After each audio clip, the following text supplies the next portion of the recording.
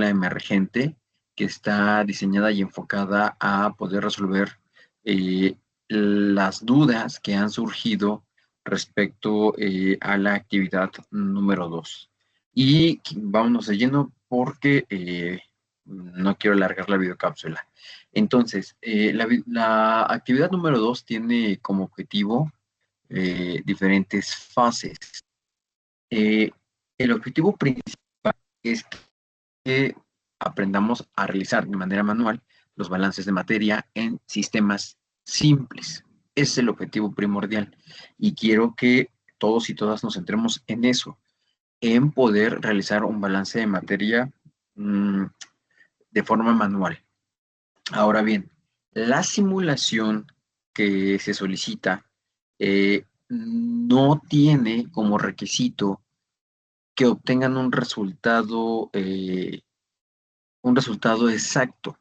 El objetivo primero que tenemos, porque no es una asignatura que tenga como fundamento o como meta final que aprendas a simular procesos, sino que además de que tú sepas y desarrolles la habilidad de interpretar datos para generar balances de materia, es que vayas comenzando a utilizar las herramientas de simulación para que te des cuenta y para que tengas más herramientas con las cuales te puedas enfrentar en el ámbito profesional a la realización de cálculos que son pues más complejos, porque los sistemas eh, con los que te puedes encontrar en el ámbito laboral y profesional no son sistemas simples, son sistemas muy grandes y muy complejos, por lo que la realización de un balance de materia de manera manual pierde sentido y no porque no se pueda realizar, es importante realizarlo y seguramente en algún momento lo vas a hacer utilizando herramientas manuales. Sin embargo, existen los simuladores y en los simuladores lo que tenemos o el objetivo final es que aprendas a cargar datos, a que aprendas a generar corrientes, a que aprendas a identificar equipos y con base en eso entonces vayas paso a paso generando tu conocimiento en el uso de simuladores. Pero vuelvo a repetir, el objetivo esencial, el objetivo primordial de esta actividad es realizar el balance de materia. Y entonces, en pantalla lo que tenemos son las instrucciones de la actividad, que en este caso nos piden realizar un balance de materia de un proceso, un bioproceso en el que se pretende crear un biopolímero a partir de materiales biológicos, como en el caso del almidón, agua y aditivos. Y el primer paso entonces es trasladar la información que tenemos de manera textual al primer paso en la ingeniería de bioprocesos, que es la generación de tu diagrama de flujo de proceso o la generación de tu PID, de tu diagrama de instrumentación y tubería o de tubería e instrumentación. Ese primer paso lo hemos venido trabajando desde que empezamos con la unidad 1 en la creación de diagramas de flujo. Si recuerdas, primero comenzamos de manera muy simple con la realización de diagramas de bloque. Y en los bloques los íbamos conectando y ahí vas colocando información en forma de texto dentro del bloque. Ese fue tu primer paso, saber, interpretar e identificar cada etapa del proceso en bloques simples. El segundo paso, o este brinco que ya diste, es utilizar herramientas de cómputo, como en este caso puede ser Wondershare o puede ser Lucidchart, en donde ya existe la simbología estandarizada a partir o con base en las normas que rigen la estandarización de la creación de los diagramas de flujo de proceso. Ese paso también ya lo dimos y lo volvemos a usar en esta actividad, pues porque es importante la repetición para que el conocimiento quede claro. Entonces, yo en este caso utilicé Lucidchart, en donde interpreté y creé mi propio diagrama de flujo de proceso. Lo creé de manera simple, para que te des una idea de cómo tiene que ir este proceso de esta actividad.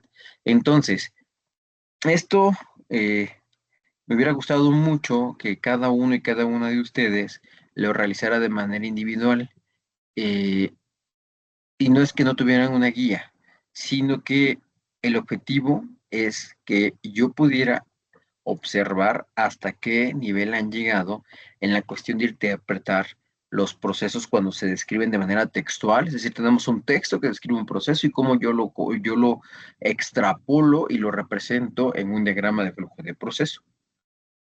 Entonces, en esta ocasión lo vamos a comentar juntos y juntas, pero en la siguiente etapa, en donde ya vas a realizar balances de energía, ahí sí, esta parte, tanto de la creación del diagrama de flujo de proceso como de intentar comenzar a realizar simulaciones, lo vas a hacer de manera individual porque sí necesito que esta habilidad la desarrolles, sí con guía, sí con apoyo, pero sí con mucho trabajo individual. Eso es muy importante en esa asignatura y para mí como tu docente, que sí vea yo que estamos avanzando en las habilidades desarrolladas en la asignatura. Entonces, eh, ¿de qué va este proceso?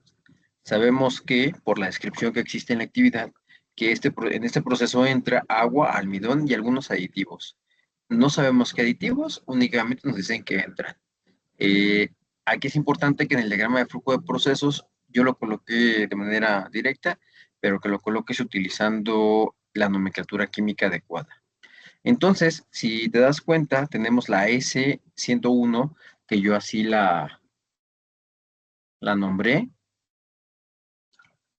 es S de stream, S de corriente, la corriente 101, donde entra agua, almidón y aditivos, y entra a un mixer o a un equipo de mezclado, al que le puse mixer 101. Entran obviamente aquí, ojo, porque entran por corrientes distintas. Aquí podríamos dibujar, de hecho, 3 corrientes, pero eso se queda a tu interpretación. Y sale una corriente ya mezclada de agua, almidón y aditivos. ¿Por qué es importante poner un mezclador? Porque cuando ya hagas una simulación real, existen equipos de mezclado y el proceso de mezclado termodinámicamente y energéticamente implica varias cosas. Por eso es que no se puede dar por hecho o no se puede brincar ese paso porque involucra procesos de intercambio de energía y situaciones termodinámicas que hacen que los volúmenes de esa mezcla sean distintos a la suma aditiva de los volúmenes individuales de los reactivos que entran a un proceso. Termodinámicamente, la suma de todos los reactivos no es una suma aditiva, es decir, si yo agrego 2 de agua, 2 de almidón y 2 de aditivos, al final el volumen molar de esa mezcla no es 2 más 2 más 2. Si habláramos de volúmenes de masa, sí es aditivo, de volúmenes no. Y ese cambio de volumen, que ya puede ser que sea un volumen más grande o un volumen más pequeño de la suma directa de esos volúmenes individuales, implica un proceso de intercambio de energía, es decir, un proceso o ya sea exotérmico o endotérmico. Y bueno, pues ya saldrá entonces nuestra mezcla en la corriente 102 y sale una mezcla de agua, almidón y aditivos. Esta mezcla entra a un reactor donde hay un mixer también, bueno, no es un mixer, es un mezclador de hélice, en este caso yo decidí colocar un mezclador de hélice al cual le llamé reactor 101, R101. Y en este reactor ocurre la siguiente reacción química. El almidón con el agua reaccionan para formar ácido láctico con un 85% de rendimiento. Por lo tanto, después de esta reacción que se lleva a cabo dentro de un reactor químico, sale una corriente, la cual yo llamé S103, y en esta corriente salen ácido láctico y residuos. ¿Cuáles van a ser los residuos? Pues es muy seguro que por el rendimiento de la reacción, no todo el almidón que entra a la reacción se consuma. Por lo tanto, en la corriente 103 tendríamos, ojo ahí, tendríamos tendríamos almidón, tendríamos muy probablemente agua y algunos residuos de los aditivos. Aquí es muy importante. Aquí en esta etapa intermedia del S103, muy probablemente usaríamos alguna operación unitaria de separación de mezclas para quitar el ácido láctico de los residuos, de tal forma que a la siguiente etapa el ácido láctico entre de manera directa y lo más puro posible a la reacción en el reactor R102. Sin embargo, aquí, de manera real, tendríamos que hacer un análisis energético de qué es lo que más nos conviene. Si nos conviene en esta etapa o en esta parte intermedia del proceso, colocar un equipo de operación unitaria de separación o hacer que pase directamente la corriente con los residuos tanto de agua como de almidón. Es decir, que nos saldría más barato en términos del tiempo. Nos saldría más barato invertir para poner ahí un equipo de separación a partir de una operación unitaria, que puede ser destilación, que puede ser evaporación, no lo sabemos, eso es un análisis que se tendría que hacer, o si no afecta en la siguiente etapa la reacción, pues pasar toda la corriente directa, ¿va? Entonces, es una nota, una acotación para que lo tengas en cuenta. Ahora, en este caso, yo decidí en este momento, porque es un diseño previo, yo decidí que, que la corriente S103 pase directamente a el R102. En el R102 entonces tendríamos como corriente de entrada ácido láctico, agua y almidón y parte de aditivos, si es que sabemos cuáles son los aditivos que están entrando y cuántos aditivos están entrando, porque podría ser, por ejemplo, pues un catalizador, ¿no? Ahora bien, en el R102 se da otra reacción química y cada vez que veas tú una reacción química, lo que tienes que tener en mente es asociar siempre. Cuando existe una reacción química, automáticamente en ese punto del proceso existe un reactor químico. Por eso colocamos otro reactor químico con mezclado al cual le llamé R102, y en este reactor ocurre la reacción de polimerización, en donde el ácido láctico, a partir de una polimerización, de hecho esta es una polimerización mm, muy seguramente de adición, no de condensación, una polimerización de adición, en donde como resultado surge el PLA o el ácido poliláctico, porque hicimos una cadena muy larga de ácidos lácticos, un biopolímero, más agua, más el agua que ya traíamos del R101, más el almidón que ya traíamos del R101. Esto sale por la corriente S104 y después se va al reactor químico, perdón, al contenedor TK101, donde no ocurre nada, únicamente almacenamos para la siguiente etapa del proceso. Entonces, eso es bien importante. En este punto, lo más relevante es que sepamos interpretar lo que viene en el texto y expresarlo en nuestro diagrama de flujo de proceso. Y de hecho, este primer paso es fundamental y es el primer paso para realizar un balance de materia, que nosotros identifiquemos claramente cuáles son los componentes que están saliendo y entrando a cada sistema. Entonces, aquí, en esta corriente S104, vamos a dejar agua, pero acuérdate que el agua no solo es el agua que se produjo en la polimerización por adición, sino también el agua que ya venimos arrastrando del reactor 101, ojo con eso. Y además, como hay un 90% de rendimiento, es decir, la reacción no es completa, en la S104 vamos a tener el ácido poliláctico, que va a ser el biopolímero, el agua de esta reacción más el agua que venimos arrastrando. Obviamente, como en este caso estamos pasando la corriente directa del reactor 101, vamos a tener almidón, vamos a tener agua, pues ya lo tenemos ahí, y vamos a tener ácido láctico residual, que es el ácido láctico que no se convirtió en ácido poliláctico porque la reacción no es completa, ¿vale? Y pues los aditivos en este caso. Aditivos. Esto que acabamos de hacer aquí de identificar es importante porque entonces así no nos vamos a perder al momento de realizar el balance de materia.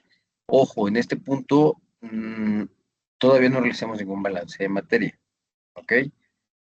Entonces, ¿qué pide el problema? El problema nos dice que nosotros queremos producir de este individuo, que es el ácido láctico, vamos a poner aquí, color verde. Ácido láctico, queremos producir, tengo por acá, necesitamos producir con base en la información del problema de diseño 100 kilogramos de bioplástico. Vean, aquí algo que no colocamos fue la purificación al final, en donde se purifica. Es decir, hacemos una separación de ácido láctico del resto de la mezcla. Entonces aquí, antes del tanque, vamos a mover.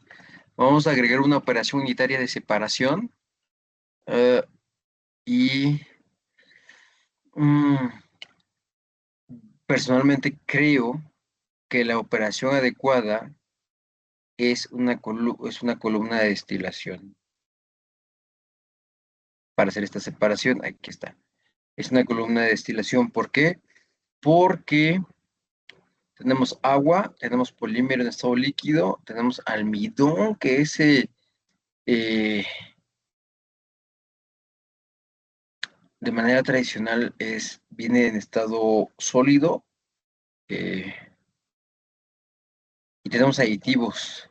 Entonces, lo más conveniente en este caso definitivamente sería tener esta columna de destilación. Le voy a poner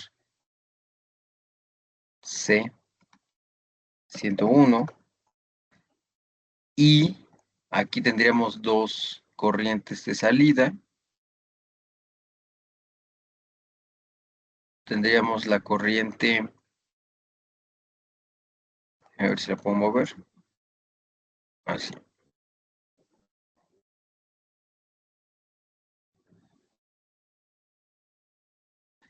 La corriente, aquí arriba le llamamos corriente top y corriente de fondos.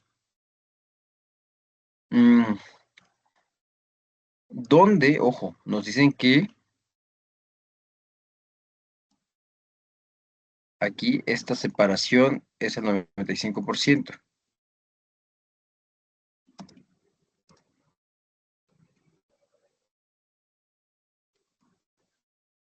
Es decir, que acá arriba tendríamos ácido poliláctico PLA al 95%, y aquí abajo tendríamos PLA 5%, bueno, no sabemos todavía, pero tendríamos PLA, tendríamos agua, tendríamos almidón, tendríamos ácido láctico, obviamente, y los aditivos.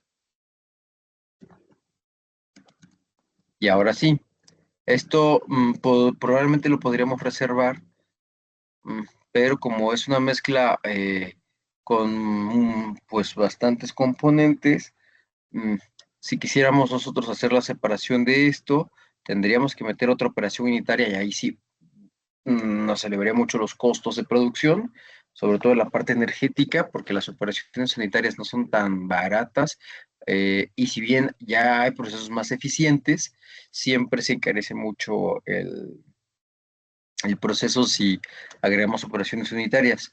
Entonces, esta corriente bien puede ser una corriente de desecho que tendría que irse a una planta de tratamientos de agua, si es que el agua, bueno, no tendría que irse porque el agua no la podemos descargar fuera de nuestra empresa con ciertas condiciones. O sea, si sobrepasa ciertos valores de la normativa, no la podríamos descargar así nada más, tendremos que hacerle un proceso de tratamiento.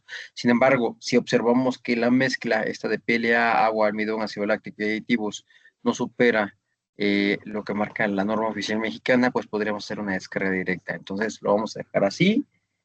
Y este sí, ahora sí, este PLA al 95% es el que nos interesa poder reservar para su uso futuro en un tanque. Vale, pues ahí está. Entonces, todo esto es lo que tienes que tomar en cuenta para realizar el balance de materia, pero específicamente hasta aquí. Ya lo otro, sí hay que hacer el cálculo, pero no requiere, o sea, sí está dentro del balance, pero no entra dentro de las ecuaciones que vamos a ver ahorita. Y eso lo voy a hacer en un video distinto. Este video está enfocado únicamente al DFP y a la simulación. Ahora bien, ¿qué pasa con la simulación? En la simulación lo que necesitamos, primero, pues es utilizar el software que es DWSim. Y lo que necesito aquí es que planteen el esquema e intenten correr la simulación, pero no estoy solicitando que la simulación presente resultados exactos, ¿vale? Bien importante eso. Eso no se plantea. Lo que se plantea es que se utilice como una herramienta para verificar cómo se está realizando eh, el balance de materia. Si no somos capaces de llegar a un resultado, no se preocupen. Lo más relevante, lo vuelvo a comentar, es la realización del balance de materia de forma manual. Entonces aquí tenemos DWSIM. La videocápsula que envié antes de esta es una videocápsula que explica cómo se hace una simulación de una operación unitaria cualquiera. En ese caso es de evaporación. No necesito, o sea, el objetivo no es que repliques las videocápsulas. Las videocápsulas que siempre voy a estar subiendo y te voy a ofrecer como un apoyo y una guía, son eso, son una guía. Y generalmente lo que vamos a hacer en las videocápsulas es un problema o una réplica diferente a lo que tienes en las actividades planeadas. Por obvias razones, no podemos resolver lo que viene en las actividades planeadas en la videocápsula, porque entonces pierde el sentido de analizar cómo vas desarrollando tus habilidades y cómo vas resolviendo los problemas con base en el aprendizaje que has tenido paso a paso. Eso es bien relevante. Y quiero que quede bien claro, la videocápsula, en la videocápsula se trata un tema y ese tema está relacionado obviamente a lo que necesitas saber para realizar la actividad que viene en tu planeación, pero no esperes que lo que esté en la videocápsula sea igual a lo que tengas que hacer dentro de tu actividad. Entonces, por ahí recibí algunas solicitudes de apoyo y está bien, háganlo, acérquense, escriban todo lo que tengan que escribir para que se resuelvan las dudas, pero aprovecho justo para resolver esta situación o esta duda en la que no tienen que replicar lo que dice la videocápsula, porque lo que va a tener la videocápsula, si bien se explica cómo usar la herramienta o cómo resolver cierto proceso, no es el mismo al que viene en tu actividad, porque vuelvo a repetir, pierde el sentido. No tendría ningún sentido que nosotros en la videocápsula resolvamos todo el problema cuando el objetivo es que tú desarrolles la habilidad de resolver ese problema con base en todas las habilidades que se realicen y que se expliquen en las videocápsulas. Atendido este punto, entonces tenemos ya nuestra pantalla de simulación y aquí le vamos a poner en crear nuevo. Este botón nos va a ayudar a abrir el asistente que nos va a ir guiando paso a paso para la creación de la simulación. Entonces, acuérdate, como decía la primera videocápsula, lo primero que tenemos que hacer es colocar los componentes de nuestro sistema. En este caso es agua. Bueno, en este caso es en inglés. Aquí está. Tenemos ácido láctico. Aquí está. Aditivos no lo vamos a colocar porque en el problema no se nos menciona un número específico o qué aditivos son, solo dice aditivos. Y si no lo dice, no lo vamos a considerar en este momento. Nos dan almidón, en este caso almidón no está el, eh, dentro de la base de datos, sin embargo aquí abajito dice agregar de otras fuentes y yo les recomiendo que como es un compuesto orgánico lo hagan con o agreguen un pseudo componente, así se llama. Cada vez que no esté un componente que ustedes con el que quieran trabajar, agreguen un pseudo componente y hay diferentes métodos para agregarlo. Los que son más fáciles de usar son el método en donde tú colocas el nombre o la fórmula de ese componente y DWSIM hace una búsqueda en línea, de fuentes en línea para importar datos. Pero si no tenemos esa opción, tenemos esta, que es la creación desde un asistente. En este caso de petróleo, del ácido láctico y el almidón no están relacionados directamente con el petróleo, sin embargo son compuestos orgánicos y es una herramienta que nos puede ayudar mucho. Le das clic ahí y se abre esta ventana y únicamente necesitas dos datos para poder definir a un pseudocomponente. En este caso, en el almidón, vamos a poder poner su peso molecular, que es de 342 promedio, porque esto puede variar con base en cómo está estructurado el almidón. Acuérdate que el almidón es una molécula muy grande porque es un polisacárido formado por dos estructuras de amilosa y de amilopectina. Y dependiendo del tipo de almidón, la fuente del almidón, el porcentaje puede variar. Y entonces el peso molecular no puede ser, no es estándar. Pero vamos a tomarlo aquí de 342.30 y nos piden la gravedad específica. Recuerda que la gravedad específica se obtiene dividiendo el valor de de la densidad del material sobre la densidad del agua a condiciones estándares. En este caso, vamos a ponerle 0.8, que es un promedio.